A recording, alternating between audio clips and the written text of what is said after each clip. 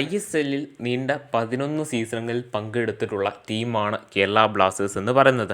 ISLൽ 3 തവണ ഫൈനലിലെത്തുകയും കേരള ബ്ലാസ്റ്റേഴ്സിന് സാധിച്ചിട്ടുണ്ട്.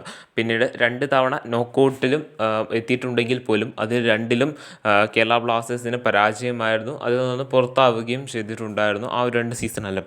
എങ്കിൽ പോലും കേരള ബ്ലാസ്റ്റേഴ്സിനെ വെച്ച് നോക്കുകയാണെന്നുണ്ടെങ്കിൽ 3 തവണ ISL ഫൈനലിൽ കളിച്ചിട്ടും ഒരു ട്രോഫി പോലും നേടുവാനായിട്ട് കേരള ബ്ലാസ്റ്റേഴ്സിന് സാധിച്ചിട്ടില്ല.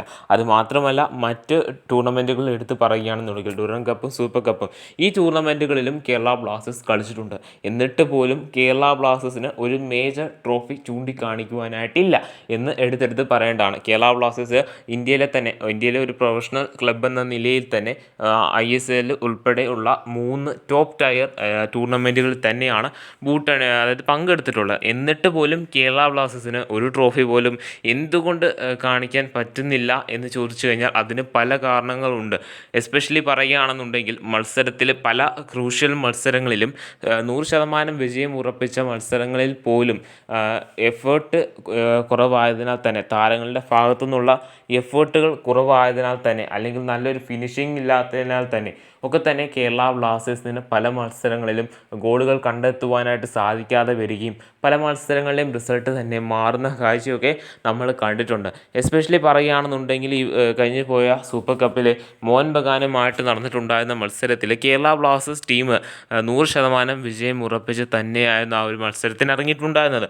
കാരണം മോഹൻ ബഗാൻ്റെ സ്കോഡ് പ്രഖ്യാപിച്ചപ്പോൾ തന്നെ ഏകദേശം വിജയം ഉറപ്പിച്ച നിലയിൽ തന്നെയായിരുന്നു ആരാധകരും ടീമും എല്ലാം ഉണ്ടായിരുന്നത്. എന്നാൽ കേരള ബ്ലാസ്റ്റേഴ്സ് ടീമിനെ തന്നെ മൊത്തത്തിൽ ഞെട്ടിച്ചുകൊണ്ടായിരുന്നു മോഹൻ ബഗാൻ്റെ യങ് സ്ക്വാഡ് കേരള ബ്ലാസ്റ്റേഴ്സിൻ്റെ ഫുള്ളി സ്ട്രെങ്തഡ് സ്ക്വാഡ്, എസ്പെഷ്യലി എടുത്ത് പറയേണ്ടത് ഫുള്ളി സ്ട്രെങ്തഡ് സ്ക്വാഡ് എന്ന് തന്നെയാണ്. കാരണം കേരള ബ്ലാസ്റ്റേഴ്സിൻ്റെ എല്ലാ താരങ്ങളും ഈ ഒരു മത്സരത്തിന് ഉണ്ടായിരുന്നു എന്നാണ്. അതായത് ISL കളിച്ച് എക്സ്പീരിയൻസ് ഉള്ള താരങ്ങൾ, ഫോറിൻ താരങ്ങൾ, അങ്ങനെ എല്ലാവരും തന്നെ കേരള ബ്ലാസ്റ്റേഴ്സിൻ്റെ ഏറ്റവും മികച്ച സ്ട്രൈക്കർ ഉൾപ്പെടെ എല്ലാവരും ഈ ഒരു മത്സരത്തിന് ഉണ്ടായിരുന്നു എന്നതാണ്. എന്നിട്ട് പോലും കേരള ബ്ലാസ്റ്റേഴ്സിന് ആ ഒരു മത്സരം വിജയിക്കുവാനായിട്ട് സാധിച്ചിട്ടുണ്ടായിരുന്നില്ല. അതുമാത്രമല്ല കേരള ബ്ലാസ്റ്റേഴ്സ് കേരള ബ്ലാസ്റ്റേഴ്സിൻ്റെ മാനേജ്മെൻറ്റ് നിയമിച്ചിട്ടുള്ള പുതിയ കോച്ചായിട്ടുള്ള ഡേവിഡ് കെറ്റാലയുടെ കീഴിലുള്ള കേരള ബ്ലാസ്റ്റേഴ്സ് ടീമിൻ്റെ 2ാമത്തെ മത്സരം കൂടിയായിരുന്നു അത്. അതുമാത്രമല്ല ആദ്യത്തെ മത്സരത്തിൽ കേരള ബ്ലാസ്റ്റേഴ്സ് ഇദ്ദേഹത്തിൻ്റെ കീഴിൽ വിജയിച്ചിട്ടുണ്ടായിരുന്നു.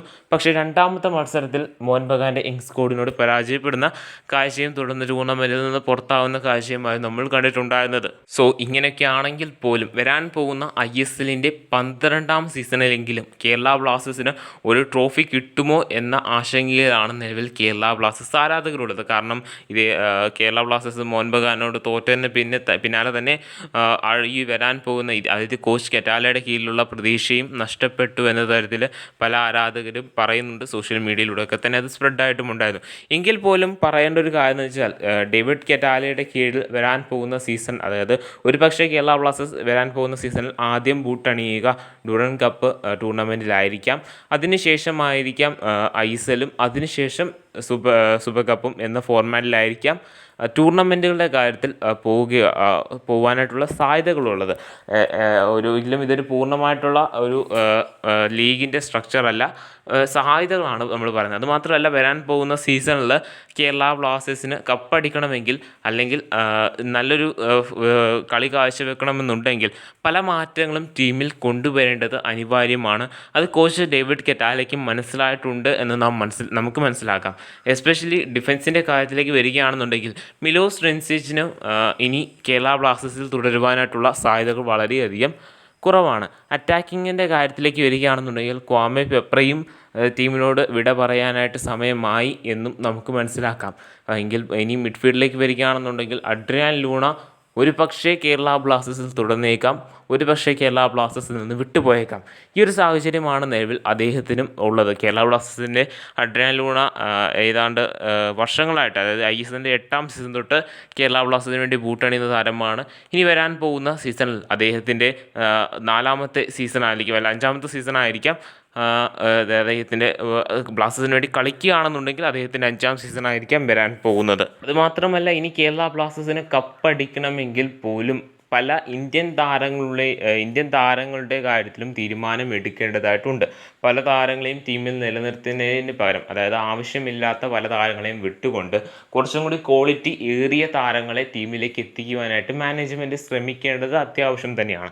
അതായത് വിങ് ബാക്ക്, അതായത് ലെഫ്റ്റ് ബാക്ക്, റൈറ്റ് ബാക്ക് പൊസിഷനിലാവട്ടെ, അല്ലെങ്കിൽ വിങ് ബാക്കുകളുടെ കാര്യത്തിലാവട്ടെ, അല്ലെങ്കിൽ രാഹുൽ KPയുടെ ഒരു പകരക്കാരൻ്റെ ആവശ്യത്തിലാവട്ടെ, ഒരു നല്ലൊരു ഇന്ത്യൻ സ്ട്രൈക്കറിൻ്റെ കാര്യത്തിലാവട്ടെ, അതായത് നമുക്കറിയാം ഇഷാൻ പണ്ഡിത ഒരു മികച്ച ഇന്ത്യൻ സ്ട്രൈക്കർ തന്നെയാണ്.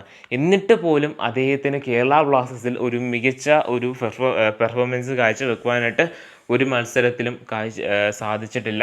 ആ പാടെ അദ്ദേഹം കേരള ബ്ലാസ്റ്റേഴ്സിന് വേണ്ടി ഗോൾ നേടുന്നത് ഡ്യൂറൻ കപ്പിൽ മാത്രമാണ്. ISLൽ ഇതുവരെ താരത്തിന് കേരള ബ്ലാസ്റ്റേഴ്സിന് വേണ്ടി ഗോൾ നേടിയിട്ടില്ല. അതുമാത്രമല്ല, താരത്തിന് ഇതുവരെ ലഭിക്കേണ്ട ആ ഒരു സമയം അല്ലെങ്കിൽ അവസരം ഇതുവരെ ലഭിച്ചിട്ടില്ല എന്നും കൂടി എടുത്ത് പറയേണ്ടതാണ്. ഇനി ഈ ഒരു ടീമിൽ കൂടുതൽ പ്രതീക്ഷിക്കുന്നതിന് പകരം, അതായത് കൂടുതൽ വിശ്വാസം അർപ്പിക്കുന്നതിന് പകരം കൂടുതൽ മാറ്റങ്ങൾ നടത്തുവാനാണ് ഇനി മാനേജ്മെൻറ്റ് ചെയ്യേണ്ട ഏറ്റവും വലിയ കടമ എന്ന് പറയേണ്ടതാണ്. അതായത് ന്യൂ ചേഞ്ചസ്, അതായത് പുതിയ മാറ്റങ്ങൾ ഈ ഒരു ടീമിൽ കൊണ്ടുവന്നാൽ മാത്രമേ ഇനി കേരള ബ്ലാസ്റ്റേഴ്സിന് ട്രോഫി നേടുവാനായിട്ട് സാധിക്കുകയുള്ളൂ.